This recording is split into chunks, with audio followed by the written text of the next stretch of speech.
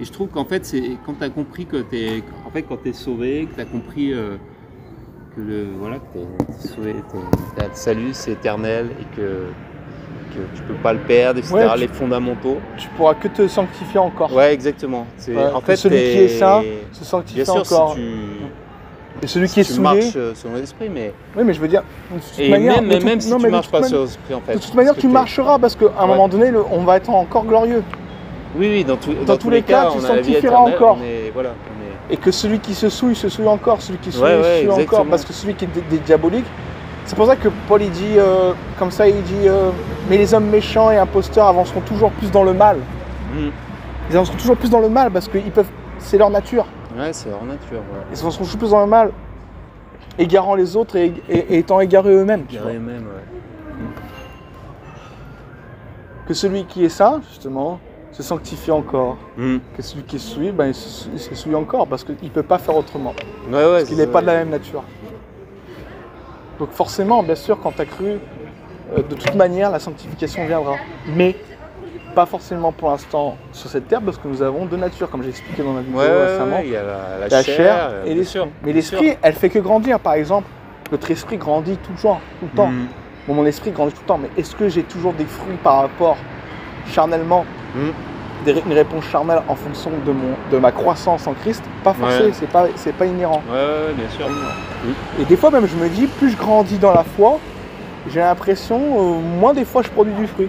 Puis quand au début j'avais le zèle quand j'étais jeune, tu sais, c'est pour ça quand il est dit dans les proverbes, sers le Seigneur pendant ta jeunesse, parce qu'à un moment donné où tu ne prendras plus goût, etc. Tu sais, tu vois le verset quand il dit.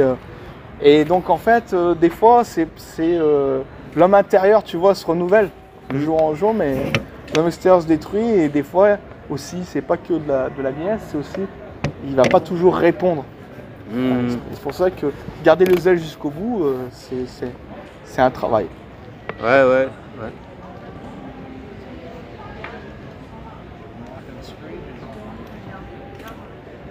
Ah mais il y a de quoi faire, hein. Tu sais, tu sens que tu sais, c'est comme dans Hébreu quand il dit entrer dans la carrière. C'est quoi déjà entrer dans la carrière? C'est dans Hébreu 12. En fait, on a une carrière, tu sais. Ouais. On parlait de quoi dans le casino là? C'était par rapport à Hébreu, tu veux me dire, je voulais retrouver le verset là. À Hébreu. Ouais, quand je disais, quand il est dit, c'était par rapport au sujet de... Ah oui, sur Abraham, en fait, que l'alliance que l'Éternel a faite, il a fait une alliance avec lui-même. Ouais. Quand en fait il a coupé les animaux. Voilà, le serment ne peut pas être annulé. Ouais. Parce que c'est Dieu qui a fait un serment avec lui-même. Et il ne se repentira pas, tu vois, et comme il dit, je t'ai déclaré sacrificateur pour toujours, tu vois. Et il ne se repentira pas de cela. Il a fait cette alliance avec Abraham en passant lui-même, il me semble. Hein. C'est Dieu qui est passé au travers de... C'est l'Éternel qui passe, parce qu'en fait, justement, comme tu disais, j'avais vu qu'en fait, quand deux hommes faisaient une alliance sur des choses matérielles, ils coupaient des animaux en deux, ou un animal en deux, et puis chacun passait au milieu, une part pour l'un, une part pour l'autre. Il le coupait en deux, donc c'est une part pour l'un, une part pour l'autre, etc. C'est donnant, enfin, ça comme ça. Et là, avec Abraham, justement, l'Éternel, c'est lui seul qui passe entre les animaux. Et en plus, Abraham est en train de dormir. D'accord. Enfin, c'est un petit détail, mais... Ouais, bravo, je m'en souvenais pas de ça. Ah, parce que là, je la relis, en fait. Je commence là. Ah, génial. C'est pas... Putain, Genèse... À Genèse, sans fin. C'est l'histoire sans fin.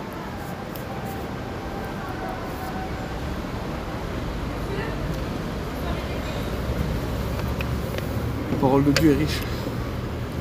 Ouais, c'est... En fait, ça me fait penser aussi à dire. Bon monsieur, Dieu, est-ce que vous voyez le seuil de la parole de Dieu? C'est un peu, Un petit film, tard. un petit film documentaire sur le C'est salut. jamais tard.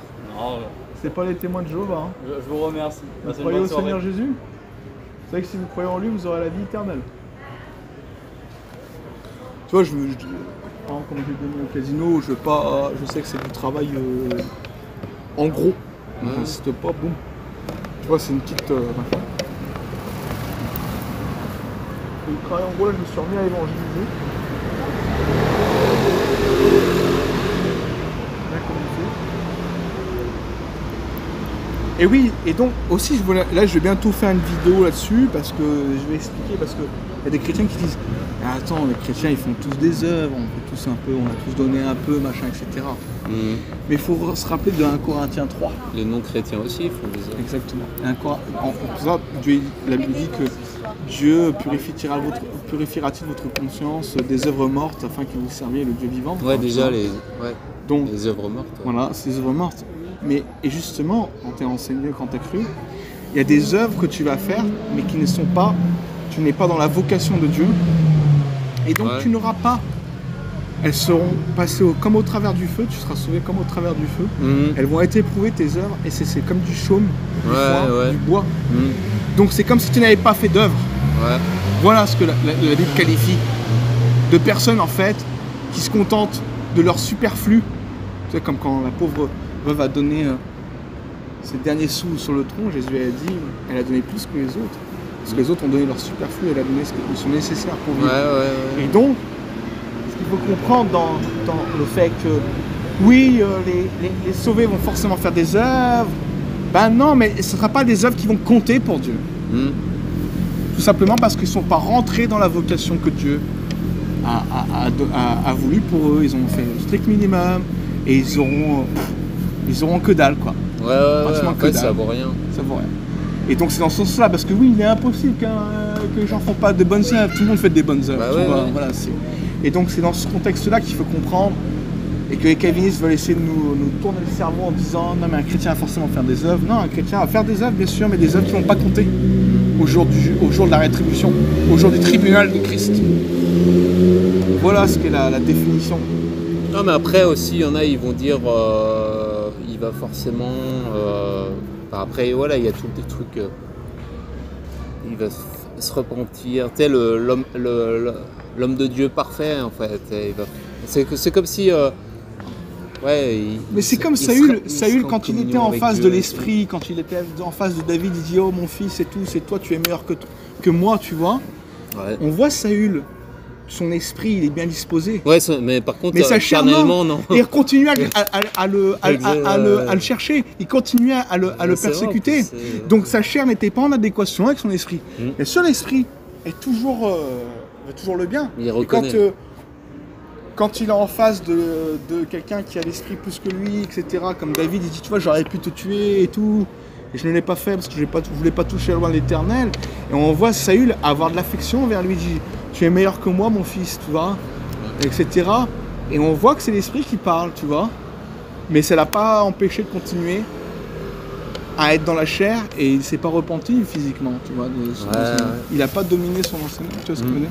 Donc, c'est bien ça qu'il faut faire le distinguo, c'est entre l'esprit régénéré qui ne fait que grandir, s'accroître, mais il n'y a pas forcément une transformation visible, et charnellement tu peux ne pas te repentir par jalousie, par toutes les choses, et ça c'est un travail, c'est aussi la volonté, parce que les calvinistes enlèvent le libre arbitre. Ce qui est complètement, en fait, c'est complètement anti-Dieu, c'est anti-création, c'est anti-tout, parce que Dieu ne nous a pas formatés comme des automates.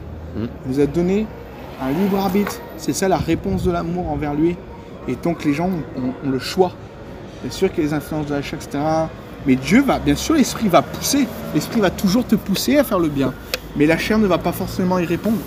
Et c'est ce qu'on voit plusieurs fois dans la Bible d'ailleurs. Même Paul dit Démas m'a abandonné pour l'amour du siècle présent, etc. Donc voilà, c'est vraiment. Après, il y a des conséquences terrestres aussi. Hein. On peut pas. Enfin, je veux dire, par exemple, quelqu'un qui marche pas selon Dieu, etc. Il peut prendre cher aussi. Enfin, ça dépend de son. Parce que je pense qu'il y a des niveaux aussi. Oui, selon ce que tu conscience. as reçu. Ce que tu as reçu. Il y a plus d'exigences, etc. Il y a des gens plus simples, moins, Ah oui, hein, ont moins de connaissances. Justement, que ceux qui ont reçu, Voilà. il leur sera demandé plus de comptes. Donc je pense qu'il y a aussi des, voilà, il y a des châtiments, etc. C'est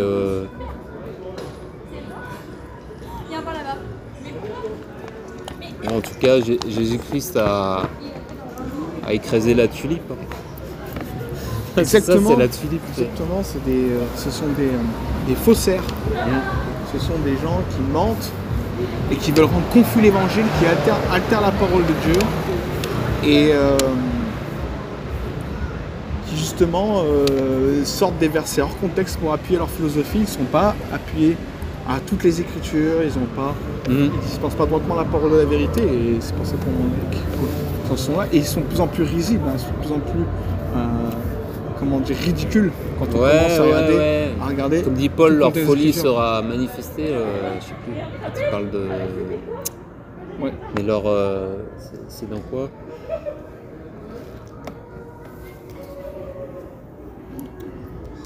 Quand il parle des... Il y a des gens qui vous troublent. Je sais pas si c'est dans Galates. Il y a des gens qui... Je vais le regarder. Folie. Mais ils ne feront pas de plus grands progrès. Mais dans 2 Timothée. Ah, c'est dans Timothée, ouais. Mais ils ne feront pas de plus grands progrès car leur folie sera manifeste pour tous, comme le fut celle de ces 2 hommes. Donc il parle de qui déjà de Jeannès et Jean Bresse, voilà. De même que Jeannès et Jean Bresse, alors apprenant toujours et ne pouvant jamais arriver à la connaissance de la vérité, de même que Jeannès et Jean Bresse s'opposèrent à Moïse, de même ces hommes s'opposent à la vérité, étant corrompus d'entendement, réprouvés en ce qui concerne la foi, mais ils ne feront pas de plus grands progrès, car leur folie sera manifeste pour tous, comme le fut celle de ces 2 hommes. Ouais. Et oui, c'est de la folie de croire que Jésus n'est pas mort pour tous les hommes, quoi. C'est quoi ce délire? Alors pourquoi, quand ils disent tous, ne veulent pas dire tous? La Bible dit, car tous sont péchés et sont privés de la gloire de Dieu. Ouais. Alors le tous, ça c'est qui alors? Ça veut pas dire tous? Quand il est dit dans Romains 5... C'est pour ça que c'est... D'ailleurs, Jean... J'ai remarqué que Jean, il utilise toujours la négative aussi. Pour bien... Ouais. Tu sais, par exemple, quand il dit... tout a été fait... Quand il parle de la parole, tout a été fait par elle et rien de ce qui a été fait n'a été fait sans elle. Il y a toujours... Enfin, j'avais vu un truc pour... comme si c'était pour qu'il n'y ait aucune... comment dire... objection en fait, que ce soit clair. Exactement, ouais. Tu sais, il donne le truc et son contraire. Et comme tu dis là par exemple... Eh ben, car tous sont péchés et sont privés de la gloire de Dieu. On est bien d'accord, les calvinistes seraient d'accord là-dessus que tous sont pécheurs. Oui, si tous voudraient dire c'est quelques-uns qui ont été choisis, donc tous... Et on le voit dans Romains 5, 18, il dit « Ainsi donc, comme par une seule offense, la condamnation a atteint tous les hommes. » On parle bien de tous les hommes. La condamnation a atteint tous les hommes. Parce que nous avons tous offensé, nous avons tous péché. Okay. Ainsi donc, comme par une seule offense, la condamnation a atteint tous les hommes, de même par un seul acte de justice, la justification qui donne la vie s'étend à tous les hommes. Donc pourquoi ce verset, la moitié du verset, il ne voudrait pas dire tous les hommes? Parce que la face A du verset 18, il dit « Comme par une seule offense, la condamnation a atteint tous les hommes. » On est d'accord que la condamnation à tous les hommes. Pourquoi ce ne serait pas pareil? Pourquoi il ne s'agirait pas de tous les hommes? Quand il continue le verset, de même par un seul acte de justice, la justification qui donne la vie s'étend à tous les hommes. Forcément qu'elle doit s'étendre à tous les hommes, parce que déjà, il dit que la condamnation a atteint tous les hommes. Est-ce que ça veut dire pas tous les hommes alors? Si, ça veut dire tous les hommes. Parce que tous sont pécheurs. Donc forcément, de même par un seul acte de justice, la justification qui donne la vie s'étend à tous les hommes. Elle est proposée à tous les hommes, la justification. Ça, ils ne peuvent rien dire sur ce verset. En fait, la nuance, elle est là, et c'est ce qu'ils veulent confondre, c'est qu'ils disent que tous les hommes vont œuvrer, se sanctifier, tous les sauver. Et non, c'est là où est le problème. Parce que nulle part dans la Bible c'est écrit ça, nulle part dans la Bible où il est garanti que tous les sauvés vont marcher selon la parole. Mais d'ailleurs, quand Paul dit si vous vivez selon l'esprit, non. Si vous vivez selon la chair, vous mourrez. Non. c'est un autre truc. Si vous vivez selon l'esprit, marchez selon l'esprit. Ouais. Il me semble que c'est ça. Hein. C'est pas Galates si 5 vous vivez. il dit et si Christ en vous, Non, attends. si Christ est en vous, marchez selon l'esprit, c'est ça. C'est dans Galates 5. Non. Il y en a un autre. C'est aussi. Autrefois vous étiez ténèbres, maintenant vous êtes lumière dans le Seigneur. Marchez comme des enfants de lumière. Ok, ouais, d'accord. Ça c'est un autre truc. Ouais. Et ça veut dire, il fait le distinguo entre vous êtes des enfants de lumière, vous êtes régénérés, etc. Et maintenant, marchez comme des enfants de lumière. Ça veut pas dire que Donc c'est automatique. Voilà. Donc s'il les encourage C'est à Éphésiens le 5, faire, quoi. ça veut dire. Autrefois, vous étiez ténèbres et maintenant vous êtes lumière dans le Seigneur. Seigneur. Marchez comme des enfants de Ouais, comme lumière. des enfants. Ça veut dire que c'est pas automatique. C'est un travail. Et bien c'est pareil dans Galates 5 où il dit et si Christ est en vous, marchez selon l'esprit, tu sais. Oui. Donc c'est pas Non automatique. mais aussi il dit même aussi si vous vivez selon l'esprit, marchez pareil, il y a une sorte de Voilà, je dis donc marcher selon l'esprit. Bon, ça, on l'a vu, mais c'est en. Voilà, c'est. Attends, c'était l'autre verset où il dit. Voilà, si nous vivons par l'esprit. Voilà, exactement. Marchons aussi selon Nous l'esprit. sommes régénérés, donc nous vivons par l'esprit. Marchons aussi selon l'esprit. C'est pas automatique. C'est un commandement, tu vois. C'est un impératif. Marchons selon l'esprit. Ne cherchons pas une vaine gloire en nous provoquant les uns les autres, en nous portant envie les uns les autres, tu vois. Non mais ils sont morts les calvinistes devant ces versets comme ça, tu vois. Ils sont terminés. C'est vrai que tu peux vite te faire. Après voilà, c'est. Quand tu lis pas la Bible, c'est Ouais, sûr que... déjà quand tu la lis pas, c'est clair. Et puis aussi quand. Ouais, c'est ça. T'es pas encore sauvé, tu vois. Ouais. Non, peuvent non, mais même en étant sauvé, tu peux vite être confus sur ces versets-là, comme Jean, tu sais, un Jean, etc.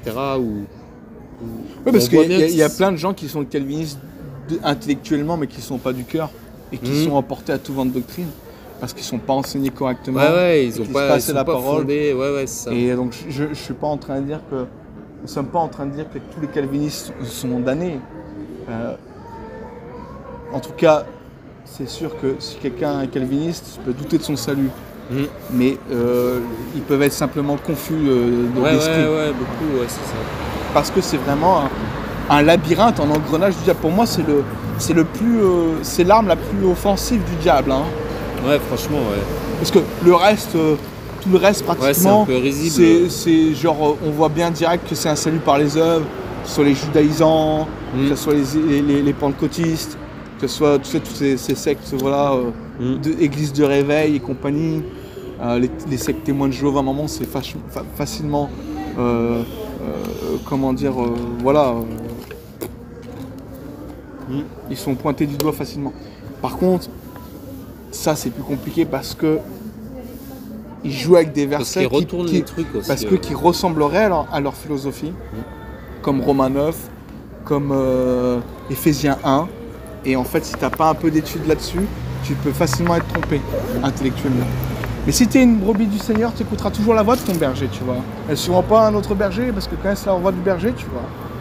Et moi, quand je connaissais pas, comprenais pas encore les Écritures sur Éphésiens 1, tous les versets qui tordent, je savais que c'était faux parce que simplement déjà j'avais cru au Seigneur Jésus. Je sentais qu'il y avait un truc qui n'allait pas.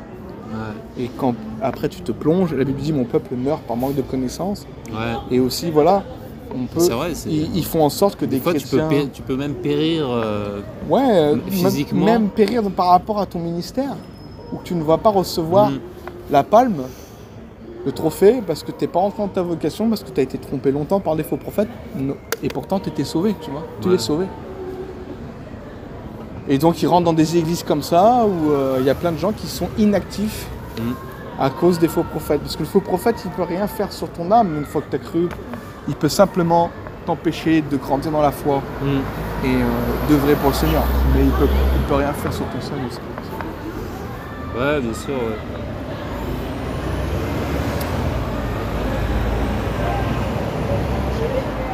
Et ça, on voit que c'est vraiment charnel parce qu'en fait, c'est vrai, c'est facile de se faire séduire, tu sais, sur YouTube par des vidéos de faux docteurs, etc. Ce sont même pas des gens, c'est même pas des gens en plus qui lisent la Bible vraiment. Hein. Ouais, pas c'est forcément. même pas des gens qui font forcément des études. Ouais. Et d'ailleurs, le pasteur Anderson, il avait confronté un des calvinistes en Amérique là, très connu, James White.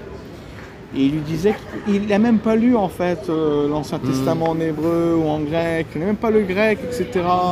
Ce sont des faussaires. Des séducteurs, ouais. C'est des faussaires. Des imposteurs. Ouais, des faussaires. Comme Paul dit, des imposteurs. Ouais.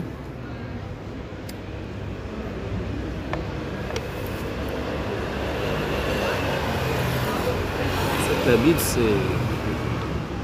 faut la lire quotidiennement. Parce qu'il y a beaucoup de... Je pensais que tu même... Tu te rappelles, Lucas? On va la mettre, je vais la mettre sur ce qu'on est cette discussion, je pense que je vais la trier un peu et je vais la mettre. Parce que c'est pas mal, mais ça fait 2-3 points. Ah voilà. Parce que des fois, c'est sûr, hein, on dit, c'est toujours la chair qui nous dit ouais, non, je ne vais pas lire la Bible. C'est plus facile de regarder une vidéo YouTube. Et quand la Bible traite de la persévérance, elle traite toujours de la persévérance de la foi et non des œuvres. C'est pour ça quand Paul il dit si vous l'avez tel retenu comme je vous l'ai dit dès le départ, ça prouve que vous êtes sauvés en fait. C'est-à-dire que si tu as vraiment cru du cœur, tu vas croire aux fondamentaux, que Jésus est mort, enseveli et ressuscité, tu vois. Si quelqu'un ne persévère pas là-dedans, ça prouve qu'il n'est pas sauvé. Donc il parle bien de la foi, il ne parle pas des œuvres. Et eux, ils veulent confondre ça avec les œuvres, tu vois. Et tu veux dire, là, c'est la foi, c'est-à-dire la foi initiale, c'est-à-dire que tu as cru. Tu croiras toujours. Tu crois toujours. Parce que Jésus est l'auteur du salut, il est le chef et le consommateur de la foi. Et donc tu seras toujours dans la foi, tu croiras toujours. Ouais. Et donc tu persévéreras toujours dans les croyances, aux fondements, aux fondamentaux. C'est pour ça quand il est dit dans Jean, mais ils n'étaient pas des nôtres, s'ils étaient des nôtres, ils resteraient avec nous, tu vois, c'était des faux frères. On ne parle pas des œuvres, on parle qu'en fait, ils se révèlent qu'ils ne croyaient pas. C'est l'abondance du cœur que la bouche parle. Et ils avaient sûrement, quand ils étaient face à la prédication, que ce soit à l'église, ils sont barrés parce qu'ils ne croyaient pas aux fondamentaux. Comme là, j'en ai j'ai un commentateur qui me dit l'enfer n'existe pas, l'enfer n'est pas éternel. Je lui ai répondu, tu vois, tu ne crois pas au Seigneur Jésus. C'est un fondamental. Si tu crois au Seigneur Jésus-Christ, il y a un seul esprit, un seul baptême, une seule foi, nous sommes approuvés d'un seul esprit et nous avons un seul langage. Nous croyons tous aux doctrines fondamentales. Et cet homme ne croit pas au Seigneur Jésus-Christ. Et donc c'est ce genre de personne, si on prêchait sur les fondamentaux, il croirait en plein de fondamentaux, et à un moment donné, s'il ne croit pas en des fondamentaux, ben tu vois, il se révélerait. Et il ne reste pas avec eux en fait. Il se dit, à un moment donné, en fait même les gens de l'église le sortiraient, tu vois. Parce qu'ils sont des faux frères.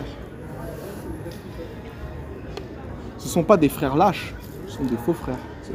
Ouais, parce que justement, parce qu'il y a aussi le fait de, par rapport à la foi, justement le fait de comment dire, il y a des degrés de foi en fait, c'est-à-dire il y a des gens plus affermis que d'autres aussi. Et tu peux très bien renier, comme tu dis, par lâcheté en fait, renier le Christ. D'ailleurs, j'ai envie de dire, on le renie souvent en fait, quotidiennement. À partir du moment où on ne le confesse pas quand on doit le confesser, etc. Je veux dire aussi, moi je pensais à ça aussi en fait, c'est-à-dire la foi aussi, c'est-à-dire qu'une fois que tu es sauvé, que tu as les fondamentaux, en fait, c'est après la marche dans la foi en fait, mais dans la, c'est-à-dire dans, comment dire, s'il vient un événement, la Bible fait bien le distinguo. Une tribulation. Paul était intelligent et dit justement aux Galates, il dit, je m'étonne que vous détourniez si promptement de celui qui vous a appelé par la grâce de Christ pour passer à un autre évangile. Ouais, il dit pas qu'il dit pas qu'il croit à un autre évangile, mais il le supporte fort bien. Si quelqu'un vous annonce un autre Jésus, vous le supportez, un autre évangile, vous le supportez fort bien. Et c'est la réprimande que Paul fait à Galates. Ça ne veut pas dire que ces gens-là ne sont pas sauvés, tu vois. mais ils renient. Ouais. Mais Jésus est fidèle, ils sont sauvés parce qu'ils ont cru dans leur cœur. Mhm. Mais tu vois, ils supportent Oui, les faux évangiles. Voilà, par exemple, ça c'est un exemple. Il y a... C'est vraiment le distinguo entre ça, entre les apostats intellectuels et les vrais hérétiques, les faux frères, qui n'ont jamais cru dès le départ. Ça, c'est vraiment deux choses différentes. Ouais. Et, ça, et d'ailleurs, même Paul le dit, il dit comme ça à un moment donné, c'est dans Corinthe, il me semble, hein, il vous dit, si quelqu'un n'aime pas le Seigneur, qu'il soit anathème, Maranatha. Maranatha, ouais. Le Seigneur vient. Donc, il est en train de dire, si quelqu'un parmi vous n'aime pas le Seigneur, qu'il soit maudit. Sinon, tout le reste, dire maudit, tout le reste, il dit, voilà, vous êtes là, comme ça, à supporter un faux évangile, à revenir sous la loi. Vous avez commencé par l'esprit, vous finissez par la chair. Et il leur dit, êtes-vous tellement dépourvus de sens? Quand il leur dit comme ça, il dit, êtes-vous tellement dépourvus de sens? Est-ce par les œuvres de la loi que vous avez reçu l'esprit ou par la prédication de la foi? Et donc, tu vois, il les remet en question là-dessus. Et il les réprimande pour leur dire, écoutez, c'est par la foi, c'est pas par la circoncision, c'est pas par ces judaïsants qui veulent vous troubler. Donc là, il réprimande des gens qui sont sauvés. Et il dit aussi, voilà, si quelqu'un n'aime pas le Seigneur, qu'il soit anathème, Maranatha, tu vois. Et voilà, ceux qui sont des loups, il les maudit.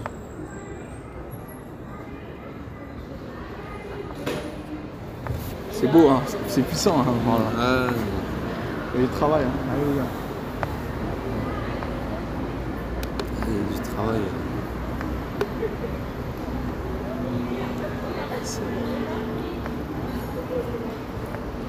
Ils veulent se remettre sous le joug de la loi. Et c'est Galates 5 qui dit ça, où il dit... on va le lire. Bah tiens frère, vas-y, lis-le. Je l'aime beaucoup là, tu peux me le lire en entier, il est génial. T'es chaud? Galates 5 ouais. Ouais, bah ouais. C'est pour la liberté que Christ nous a affranchis. Demeurez donc fermes et ne vous laissez pas mettre de nouveau sous le joug de la servitude. Voici, moi Paul, je vous dis que si vous vous faites circoncire, Christ ne vous servira de rien. Et je proteste encore une fois à tout homme qui se fait circoncire qu'il est tenu de pratiquer la loi tout entière. Vous êtes séparés de Christ, vous tous qui cherchez la justification dans la loi. Vous êtes déchus de la grâce. Pour nous, c'est de la foi que nous attendons par l'Esprit l'espérance de la justice. Car en Jésus-Christ, ni la circoncision, ni l'incirconcision n'a de valeur, mais la foi qui est agissante par la charité. Vous courriez bien. Qui vous a arrêté pour vous empêcher d'obéir à la vérité? Cette influence ne vient pas de celui qui vous appelle. Un peu de levain fait lever toute la pâte. Comme les calvinistes. Exactement. J'ai cette confiance en vous dans le Seigneur que vous ne penserez pas autrement. Mais celui qui vous trouble, quel qu'il soit, en portera la peine. Pour moi, frère, si je prêche encore la circoncision, pourquoi suis-je encore persécuté? Le scandale de la croix a donc disparu? Puissent-ils être retranchés ceux qui mettent le trouble parmi vous? Frères, vous avez été appelés à la liberté. Seulement, ne faites pas de cette liberté un prétexte de vivre selon la chair, mais rendez-vous par la charité, serviteurs les uns des autres. Car toute la loi est accomplie dans une seule parole, dans celle-ci. Tu aimeras ton prochain comme toi-même. Mais si vous vous mordez les uns les autres et vous dévorez les uns les autres, prenez garde que vous ne soyez détruits les uns par les autres. Je dis donc, marchez selon l'esprit, et vous n'accomplirez pas les désirs de la chair, car la chair a des désirs contraires à ceux de l'esprit, et l'esprit en a de contraires à ceux de la chair. Ils sont opposés entre eux, afin que vous ne fassiez point ce que vous voudriez. Si vous êtes conduit par l'Esprit, vous n'êtes point sous la loi. Or, les œuvres de la chair sont manifestes. Ce sont l'impudicité, l'impureté, la dissolution, l'idolâtrie, la magie, les inimitiés, les querelles, les jalousies, les animosités, les disputes, les divisions, les sectes, l'envie, l'ivrognerie, les excès de table et les choses semblables. Je vous dis d'avance, comme je l'ai déjà dit, que ceux qui commettent de telles choses n'hériteront point le royaume de Dieu. Petite virgule. Ceux qui commettent telles choses n'hériteront point le royaume de Dieu. Paul, il n'est pas en train de dire que ceux qui commettent ces choses-là en tant que sauvés n'hériteront pas le royaume de Dieu. Mais il fait comprendre que ceux qui vivent ces choses-là, qui sont pas sauvés, ces gens-là ne pourront pas être sauvés. Vas-y, poursuis. Mais le fruit de l'esprit, c'est l'amour, la joie, la paix, la patience, la bonté, la bénignité, la fidélité, la douceur, la tempérance. La loi n'est pas contre ces choses. Ceux qui sont à Jésus-Christ ont crucifié la chair avec ses passions et ses désirs. Si nous vivons par l'Esprit, marchons aussi selon l'Esprit. Ne cherchons pas une vaine gloire, en nous provoquant les uns les autres, en nous portant envie les uns aux autres. Et tu vois le dernier verset quand il dit « Si nous vivons par l'Esprit », quand il dit par exemple ceux qui sont à Jésus-Christ ont crucifié la chair avec ses passions et ses désirs, ça a deux sens. C'est que spirituellement nous avons été crucifiés avec Jésus-Christ. Ouais. La chair a été crucifiée avec ses passions et ses désirs et ils n'ont pas de conséquences sur notre éternité. Mais le sens où Paul en parle, c'est qu'il est en train de dire que si nous marchons justement selon l'Esprit, en fait, eh ben, nous allons crucifier en fait la chair avec ses passions et ses désirs. C'est pour ça qu'il dit si nous vivons par l'Esprit, marchons aussi selon l'Esprit.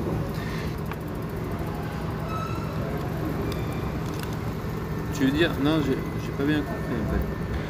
Quand il dit ceux qui sont à Jésus-Christ ont crucifié la chair avec ses passions et ses désirs. Ça veut, il y a deux sens. Quant à Christ, la chair, elle a plus ses passions et ses désirs n'ont plus aucune conséquence sur ton éternité. Ouais, ça a été... Mais le sens là où il va en venir, c'est que c'est aussi pour dire que maintenant, comme vous êtes sauvés, et si vous marchez selon l'Esprit, c'est bon. Vous allez crucifier les passions et les désirs. C'est pour ça qu'il dit juste après, si nous vivons par l'Esprit, marchons aussi selon l'Esprit. Tu vois? C'est comme quand Pierre il dit, celui qui a souffert dans la chair, on a fini avec le péché. C'est pour dire à un moment donné, tu vois, à force de te prendre des refoulements, t'en prends plein la gueule, etc., t'en as souffert, t'en as fini avec le péché, tu dis c'est bon, ça m'amène à rien, tu vois. C'est dans ce sens-là aussi, je le comprends.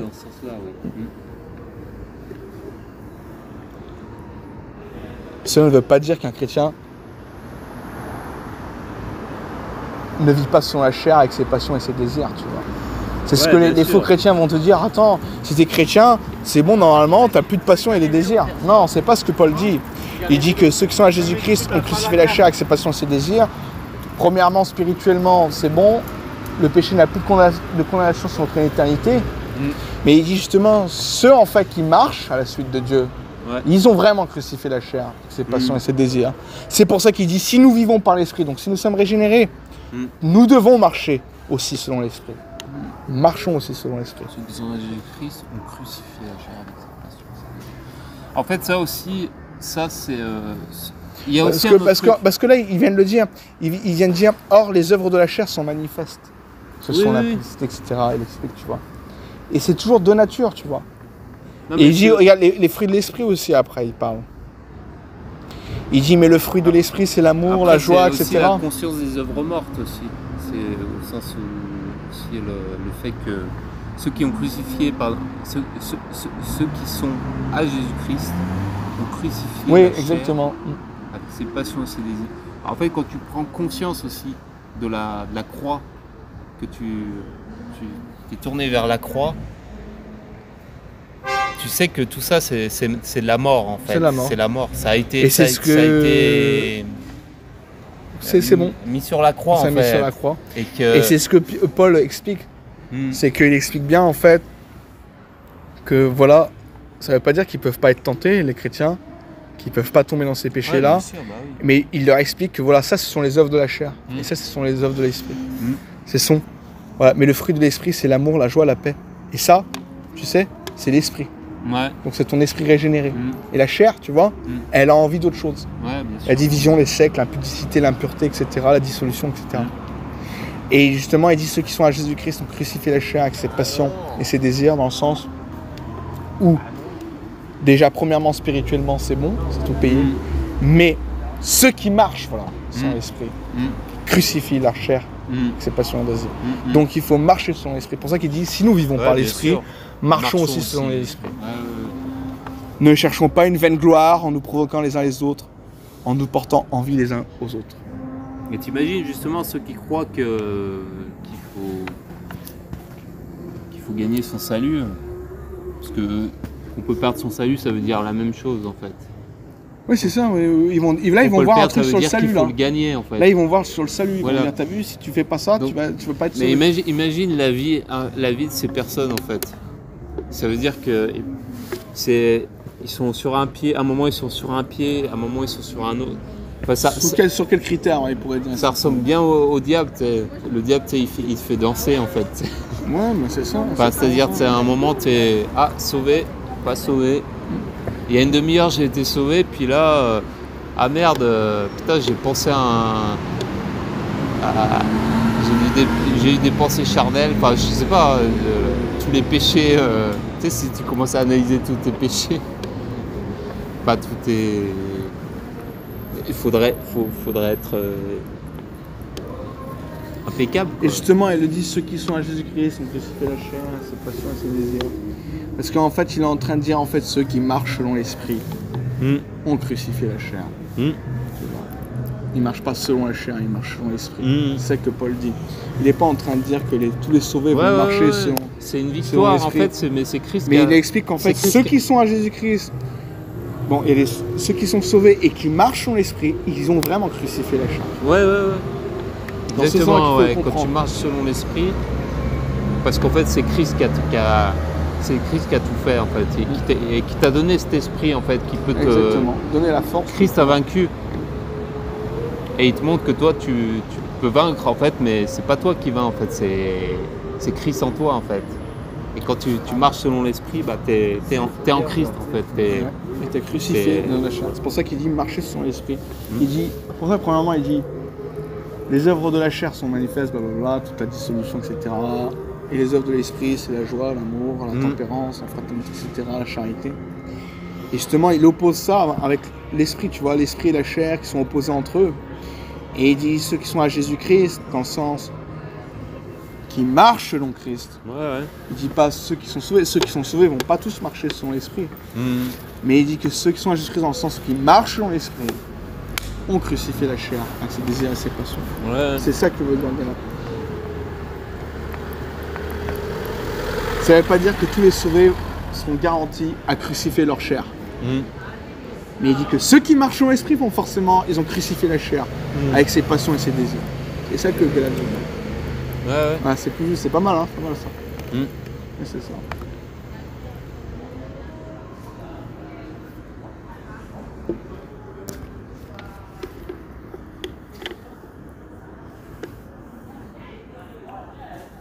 Et d'ailleurs, c'est tout le contexte.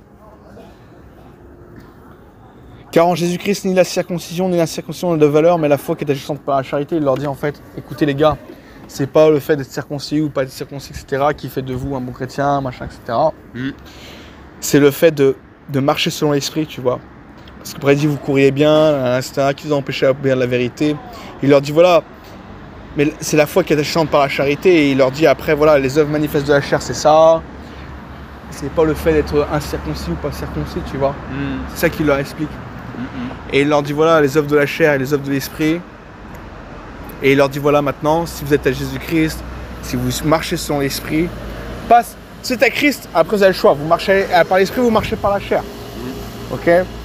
Mais si vous êtes à Jésus-Christ, donc vous marchez par l'esprit, aussi vous avez crucifié la chair avec ses passions et ses désirs, tu vois. Voilà ce que Paul leur explique. C'est comme ça qu'on... C'est comme quand Paul il dit ce qui manque aux souffrances de Christ, je l'achève en ma chair, tu vois. Il dit pas que Jésus a déjà tout payé, tu vois. Et maintenant, je continue ma sanctification charnelle. Ouais. Voilà, c'est ça. Mon esprit, c'est bon, il est régénéré et tout ça.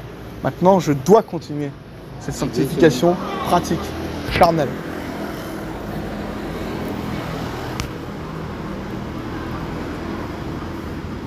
Et ça se voit quand tu regardes tout le contexte. À force de lire, tu comprends tout le contexte.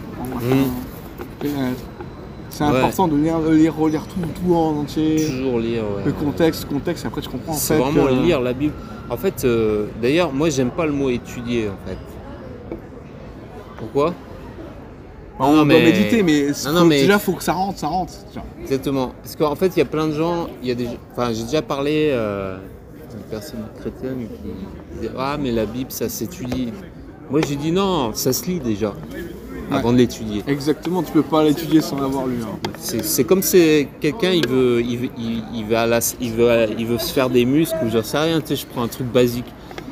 Et puis en fait, il va regarder des tutos en fait. Il va dire comment il va étudier le muscle, machin, nanana. Et puis en fait, il va jamais aller à la salle en fait. Enfin, c'est un peu. C'est comme un enfant, je veux dire, un enfant, faut que tu lui répètes plusieurs fois afin qu'il comprenne.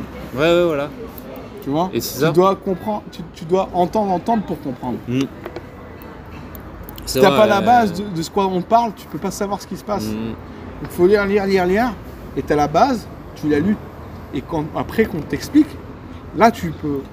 En fait, déjà, t'as les repères, t'as toutes les bornes en fait de la Bible. Et donc même après, quand tu vas écouter des enseignants, des pasteurs, etc., tac, ça va. Tu saisis. Tu te dis ah oui, tu sais de quoi il parle et clac, ça. Et ça rentre dans le. Ça rentre. Quand tu entends des faux docteurs, tu vas dire ah, ça grince. Je sais pas pourquoi ça grince. Il y a un caillou dans ma chaussure. Non, c'est clair. Alors après tu vas regarder, tu vas soulever. Ah ouais merde. Ah putain, tu regardes le caillou. Ah mais c'est Hugo. Ah c'est Hugo. Mais c'est un loup, hein, je te le dis avec ses yeux là, on dirait. C'est vrai qu'il a une tête un peu. Il se repentira pas ce gars. Je te dis que ce gars il se repentira pas. Hein. Il est rejeté. Hautain. Il se repentira pas ce gars. Il est rejeté ce gars. Il est impossible pour lui de. Il fait hautain en fait. Le gars qui sait tout. Et il est vraiment bon parce qu'il a vraiment la voix d'une brebis, tu vois. Une voix doucereuse. Ouais, il a une voix du brebis et il a la voix de gars qui rassure. Qui rassure, exactement. Et il t'envoie tout droit en enfer, celui-là. Qui rassure et en même temps qui assure aussi. Ouais. Il passe pour ça aussi. Qui genre. Et c'est marrant, tu vois. J'ai les réponses. Quoi. Je veux dire, c'est vrai. Ce qui est marrant, c'est qu'en fait, en général, c'est un peu l'inverse, tu vois, qui se passe quand tu es dans une incompréhension. C'est que en général, ça se passe où tu dis un peu des conneries au début et après tu t'améliores, tu reviens. Tu vois, si tu es intellectuellement perdu, si tu es un peu égaré. Lui, c'est le contraire. C'était très bien au début et boum, il t'amène quelque part. C'est pas, tu vois ce que je veux dire? C'est pas genre. C'est pas comme si par exemple il était mal enseigné. Au début, il se trompe un peu, il parle du salut, c'est ça. Et puis, en général, les faux prophètes, c'est l'inverse. Ils passent vraiment pour bon. Et c'est très bien le départ. Et c'est ce qu'il a fait. Il prêche le salut par la foi seule au départ, machin, etc. Et puis après, il t'amène dans cette hérésie. Jésus n'est pas mort pour tous les hommes et ceux qui sont vraiment sauvés vont persévérer. C'est bizarre ce parcours. C'est ce que je veux dire. Ça, c'est pas un parcours normal. C'est pas un parcours d'une personne. En général, c'est pas un parcours d'une personne qui s'est égarée. C'est le parcours d'une personne qui est un loup. Parce qu'une personne qui est un peu égarée, il a peut-être un peu trop justement, il commence pas toujours bien, tu vois, il est un peu troublon, etc. Début, ouais, puis, Et il s'affine après, et il machine, tu vois.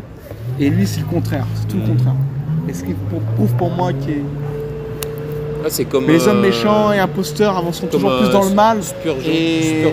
Voilà, c'est des gens, en fait, c'est la technique du loup, tu vois. C'est le loup. Il se fait passer pour une brebis, et boum. Il t'amène dans la... Que le sauvé qui connaît pas trop la parole, moi ça a été pareil pour moi. J'ai été sauvé. Je commençais un peu à enseigner, à évangéliser quand j'avais 20 ans. J'ai dit beaucoup de conneries, j'ai même dit des hérésies, hein, par manque de connaissances. Des bêtises, vraiment même des hérésies. Et que je regrette aujourd'hui, mais parce que j'avais pas la connaissance. Et je me suis affiné. Ça va pas à l'inverse, tu vois. Quand quelqu'un commence bien et qui finit, ça c'est que c'est un faux prophète. C'est pour ça que moi, par exemple, je vais pas jeter la pierre sur quelqu'un, peut-être qu'il débute, il machine, il dit des conneries, je vais pas dire, tu vois, on verra à la fin. Ouais. Tu vois, c'est un peu comme le serviteur qui dit je vais à la vigne et puis qu'il y va pas.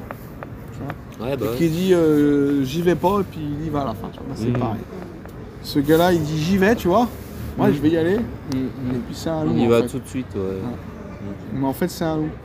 Et ben voilà. Et l'autre, en fait, tu vois, il dit non, mais bon, il n'est pas parti du bon pied, mais il finit du bon pied, tu vois. Il se révèle tel qu'il est, tu vois. Ça, ce sont des loups, tu vois. Ouais, c'est fou. Et franchement, Vincent, c'est pas pour genre faire du genre et tout ça, mais ça me tient vraiment à cœur parce que c'est des âmes, tu vois. Ce gars-là, il a 6000 abonnés, il a je sais pas combien de vues, il a plus d'un million de vues. C'est rageant. C'est rageant, et je veux dire,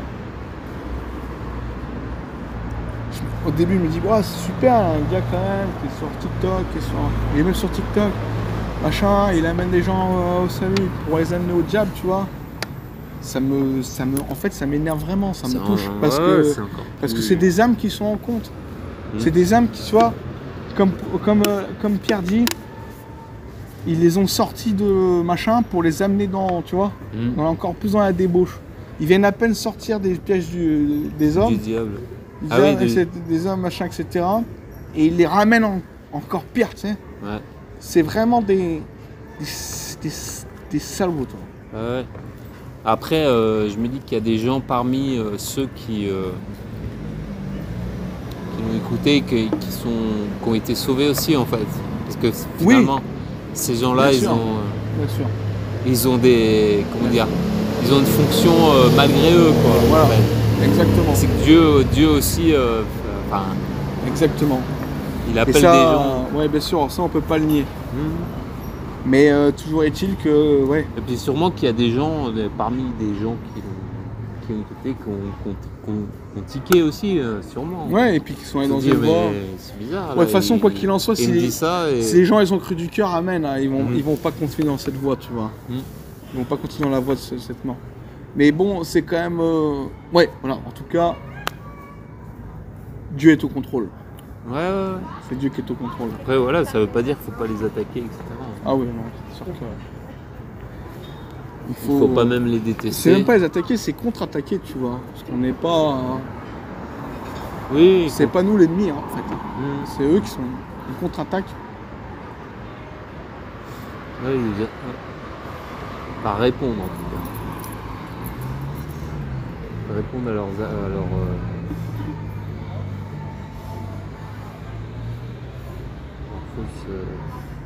faux enseignements. Et tu l'avais vu là, ce que j'ai traduit dans Anderson là, les 5 minutes là? Non. Regarde, c'est sympa. Il explique trop bien celui-là, c'est un bon. Franchement, il est trop bon lui. Oui, là, mais c'est un marteau. J'ai vu des interviews sur l'Arche de Noé. Je te l'enverrai. Il a une sagesse. Oh purée, je te l'enverrai. Hein. Il te débunk l'histoire de Noé et tout, mais c'est incroyable ce mec. Et tu sais quoi, je suis pas idolâtre, je glorifie pas les hommes. Et je remercie le Seigneur pour mais je dis, c'est des encyclopédies, les mecs. Des encyclopédies. Ce gars-là, tu sais, tu vois à peine 20% de son intelligence, même quand il prêche. Parce que quand il est fort, que tu leur poses des retranchements, le mec, il répond à tout par l'Esprit Saint, parce que le mec, il est aligné à l'Esprit. Il connaît les Écritures comme, je sais pas comme il les connaît. C'est des mecs, mais laisse tomber, quoi. Et il m'a surpris, j'avais lu sur l'Arche de Noé, là, une interview que c'était pendant le Covid, qui a été mis en place. Incroyable comment il te répond, mais carré sur. Et il dit, ouais, mais attends, il y avait des bébés qui meurent pendant le machin, pendant le déluge, machin et tout ça. Il te répond, mais carré comme je sais pas quoi. Et même moi, j'aurais pas pu répondre comme ça. Incroyable.